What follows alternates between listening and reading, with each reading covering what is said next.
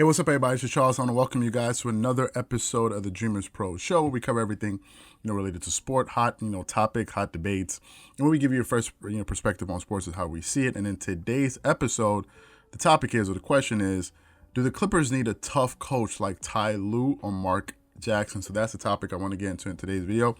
But before we get into that, make sure you go ahead and hit the like button, hit the subscribe button, make sure you hit the notification bell to be notified whenever we drop our content. Also, if you want to check out the Dreamerspro Podcast, we have that linked in the description below, so you guys can definitely go ahead and check that out, so you guys can enjoy your content that way. With that being said, let's get straight into it. So, excuse me, I've been fighting a cold, but anyway, all of you guys heard the bombshell at this point that the Clippers have decided to move on from Doc Rivers. If you haven't seen that already, we covered this video yesterday. We're going to link that in the description below, so you guys can check that out, where I just go and just give you my thoughts and opinions on the decision for the organization and Doc Rivers to part ways. So I gave my my take on that. And, obviously the next question that most people will ask after you get rid of the head coach for the Clippers would be, who's going to be the next head coach?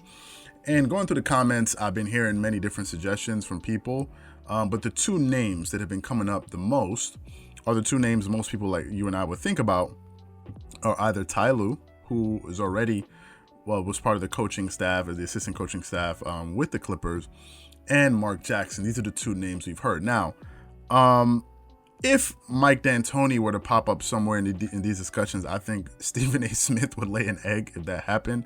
And I don't think Mike D'Antoni is one of the people that they're going to look at to be head coach. So these are the two candidates that I think most of us are thinking about, and especially the two candidates that even me, myself, that I have, in my scope at the moment. So let's talk about Ty Lue. Okay, we all know that Ty Lue played, he played basketball. He was a player, and he won 2 titles as a basketball player. I think he was part of the Los Angeles Lakers team.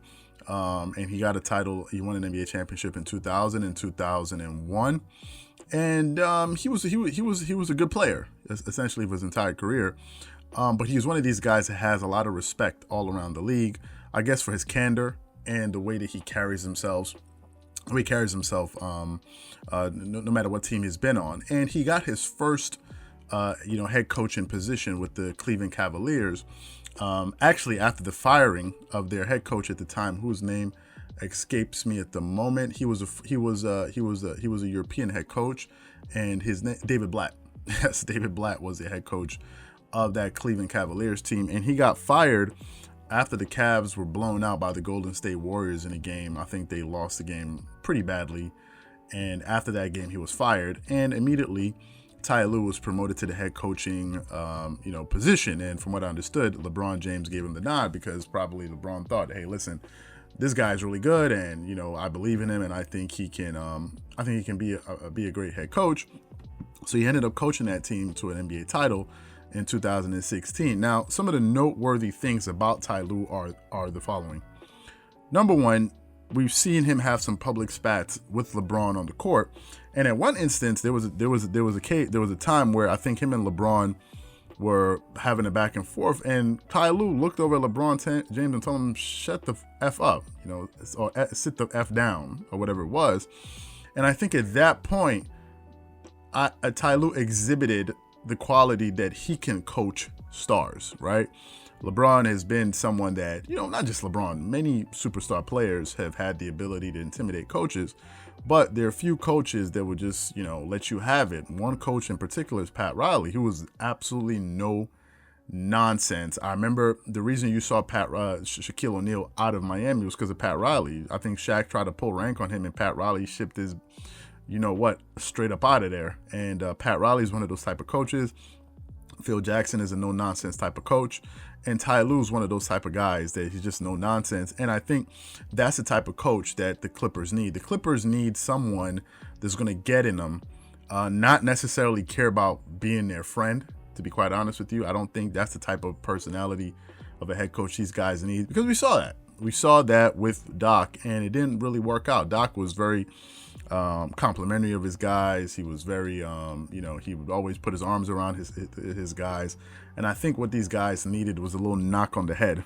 you know, you have your, like a cousin, like a bigger cousin, and when you're messing up, he's just gonna give you a knock on the head, like, hey man, wake up, what's what's wrong with you? That's the type of coach I think these guys need to really get them in line, but also at times to just, snap his hands and say, hey, wake up, guys, get in the game. Same thing with players like Kawhi. I think Kawhi Leonard needs that type of coach, a no-nonsense coach, sort of like a Greg Popovich. That's another name that people have thrown out there. I think if the Clippers were to hire Greg Popovich, I think Kawhi Leonard would run out of the door. Right? He was there already. He was already under the coach. But Greg Popovich is, he runs a tight ship, man. He comes in and he wants to control everything.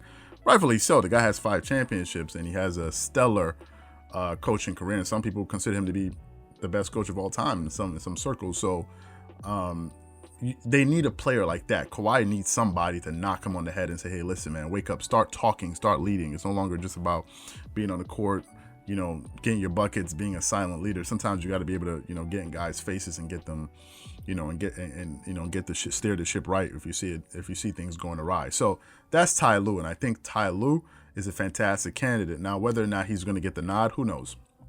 I don't know what goes into these, coaching processes. However, if he were to get the nod, I think it would be pretty interesting that Ty Lue, 2 of his head coaching positions came off of the heels of him being assistant and the head coach being fired, because it's the same thing what happened with David Blatt. And if this happens here, it'd be the same scenario, which I think is a little bit eerie, but I guess that'll be the case. Now, moving on to Mark Jackson. All right, Mark Jackson is also a former NBA player. Played for a long time, was an elite point guard, was an all-star NBA Rookie of the Year. He led the league in assists in 1997. So he's a great he's a great player. And I think coaches that were players really seem to resonate with players on a different level for whatever reason. Maybe because they can relate to them on a deeper level because they played the game. So maybe that's something that works there. But, Mark Jackson is, obviously, him on TV as being a great commenter, but Mark Jackson is also a no-nonsense kind of guy, man. Excuse the plane. That's the plane that's Qatar Airlines. But anyway, Mark Jackson runs a tight ship. He's another one, man. He's known to be a disciplinarian. I remember, when he was coaching the Golden State Warriors, he was the one that sort of built the foundation of what we see with the Golden State Warriors. He's the one that built that organization, that team. At least he laid the foundation, and Steve Kerr came and just took it to the next level. But he was the one that put that foundation there, and he was a tough guy, man. He was very religious. He doesn't play, and I think if you're tough, it's good because at least people know where you stand. They know that they can't mess around with you. You're no nonsense, and I think that's good. It's not about being likable. I mean, yes, obviously you don't want your players to detest you, and not can't even stand the sight of you, obviously. But they need to understand that there'll be repercussions for certain things that happen on the court if you make stupid decisions, or you'll be reprimanded if you're not in shape, or these type of things. And I feel like the Clippers were a little bit too lax with the entire organization, and maybe it started with Kawhi. I think Kawhi Leonard, the reason why he load managed so hard last season was because of the issues with his knees. Why that became a policy with the Los Angeles Clippers is also quite befuddling. I don't know why, considering the fact that he played every game. I guess one could say there's a back-to-back, so he's not playing every night, but I don't know. But I think that whole, the thing of players taking off, and I think they need to cut that out. These guys are young, man. These guys are young. They're all under the age of 30. It's not like these are elderly citizens. And they need to play these games, man, to be honest with you. I mean, it's one of these things about sports science that always kind of confuses me, where they say we're supposed to be taking technological advance. I did a paper on this in college. We're supposed to be advancing, yet somehow we seem to be regressing. As medicine gets better, as technology improves, players are playing less, and their bodies don't seem to be holding up as much. I don't understand that. I thought players were supposed to be playing longer and be a little bit more durable. If you look at Michael Jordan, all these guys play so many full seasons, and MJ looks to be in fantastic shape, and he doesn't have any issues. But now guys are load managing left to right. I don't understand it, to be quite honest with you, and I don't know if it's some type of farce to create extra money. Because let me be honest with you guys, man, it's not everything you see out there that people come on TV sounding smart and you think is a real thing. These guys can create up, they can come up with anything and say, hey, this is needed. And just like that, you created an industry. It's money, right? Like just like you see with the thing of what do you call these guys? Analytics. It's money, man. It's like people come up with it, and now all of a sudden people are making money off of analytics. It's a form of making money. So if you think that it's a job, okay, it's a great idea. Yeah, this great idea is being funded somehow. It's creating jobs somehow. So that's another thing, but that's a whole topic for a completely different video. But anyway, these are the two candidates that I think make a lot of sense. Now, obviously, there's some that I missed out on. But these are the type of coaches that I think that the Clippers need. They need some really tough coaches that are going to get in them and make sure that they remain focused all throughout the regular season and know that they got to come back and, make up for wetting the bed the way that they did in that series against the Denver Nuggets. So what I want to know from you guys is quite simple. What do you guys think? Who do you think should be the head coach for the Clippers this coming season? Do you think it should be one of these two coaches that I mentioned in Ty Lue and Mark Jackson? Do you think it should be another coach that we didn't mention? Whatever you guys think. Please leave your thoughts and comments in the comment section below. Again, if you enjoy the video, please make sure you go ahead and hit the like button, hit the subscribe button, hit the notification bell to be notified whenever we drop our content. Once again, this is Charles here from Dreamerspro. Wishing you guys an amazing day. Peace.